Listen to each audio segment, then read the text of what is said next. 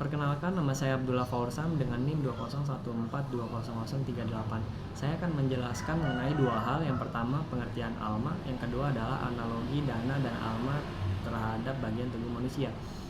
Yang pertama, pengertian ALMA.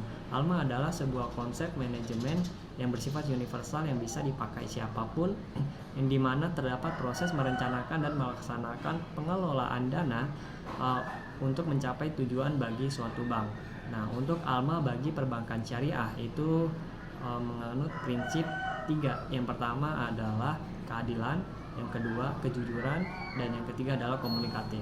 Mengapa ALMA dan perbankan syariah menganut 3 prinsip ini? Karena yang pertama, perbankan syariah itu harus adil, baik terhadap nasabah maupun terhadap pegawainya. Dan yang kedua, mengapa harus jujur? Karena kejujuran itu adalah modal untuk hidup di dunia. Dan yang ketiga, kenapa harus komunikatif?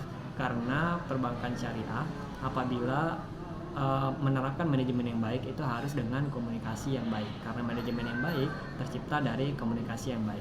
Selanjutnya saya akan menjelaskan mengenai analogi dana dan ALMA terkait bagian tubuh manusia. Dana itu bagaikan darah dalam tubuh manusia.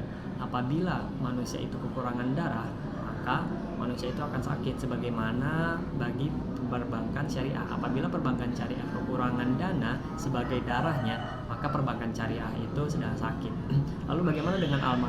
ALMA itu seperti jantung dalam tubuh manusia, yang mana fungsinya adalah mengelola darah yang kemudian disalurkan kepada tempat-tempat yang menurut jantung itu baik terhadap seluruh tubuh maupun kepada paru-paru. Nah, ALMA itu mengelola dana sebagai darahnya, kemudian disalurkan ke dalam pembiayaan maupun lain-lain, yang mana bagi ALMA itu baik untuk menstabilkan kondisi neracanya, yaitu kondisi aset dan liability-nya, sehingga bank bisa beraktivitas dengan baik.